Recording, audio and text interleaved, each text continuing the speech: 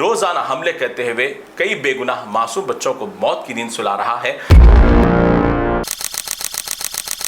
سمود flotilla کے جس طریقے سے قافلے کی ہر کسی کو بے صبری سے انتظار تھا اہل غزہ کی مدد کے لیے، یہ لوگ کافی دن سے اپنا لمبا سفر طے کرتے ہوئے نکل آئے تھے، لیکن آخرکار اسرائیل نے پھر ایک مرتبہ اپنی جارحانہ اور حیوانیت کی کارروائی کرتے ہوئے اس قافلے پر دھاوا بول دیا، اور جیسے ہی غزہ کی بالکل نہروں کے قریب پہنچتے ہی اب ان کا کچھ ہی لمحے کے اندر داخلہ یقینی تھا، لیکن اچانک اسرائیلی فورس نے ان میں اندر داخل ہو کر انہیں حراست میں لے لیا۔ بتایا جاتا ہے کہ تقریباً 200 افراد کو گرفتار کر لیا گیا، اور تقریباً یہ بھی بتایا گیا ہے کہ 15 تا 20 امدادی کشتیوں کو بھی ساز و سامان کے ساتھ اپنے قبضے میں لے لیا۔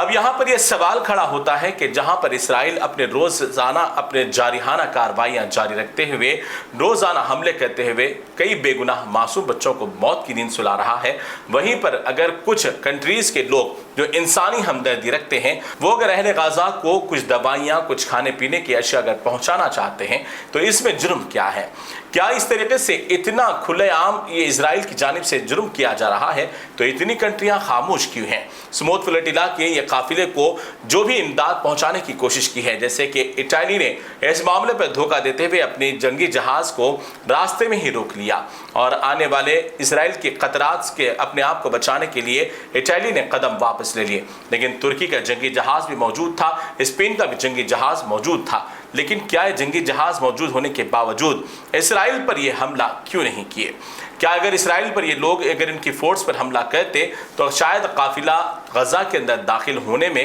کامیابی حاصل کرتا؟ کیا صرف دکھانے کے لیے مسلمانوں کو ٹھنڈا کرنے کے لیے فلسطین کو ریاست تسلیم کرنے کا اتحاد بنایا جا رہا ہے، یا پھر یہ لوگ غزہ کا تماشا بنتے دیکھنا اور اس طریقے سے اور جتنا بھی فلسطین کے معاملات جو پیش آ رہے ہیں ان پر یہ لوگ صرف اپنی روٹیاں سیکنا چاہتے ہیں؟ بہرکیف سمود فلوٹیلا کے واقعے نے پھر ایک مرتبہ عالم اسلام نہیں بلکہ ساری دنیا میں انسانیت پسند افراد کے دلوں کو پھر ٹھیس پہنچائی ہے۔ کیا کسی انسان کی مدد کرنا اگر ایک جرم مانا جاتا ہے تو پھر اقوام متحدہ کو اپنے اجلاس اور اپنے ایوان کو تالا ڈال دینا چاہیے، کیونکہ اگر فلوٹیلا اگر وہاں پہنچ جاتا تو شاید ہزاروں اہل غزہ کو کچھ نہ کچھ تو اشیاء مل جاتی، لیکن اس طریقے سے اس پر خاموشی پھر ایک بہت بڑا سوالیہ نشان کھڑا کرتا ہے۔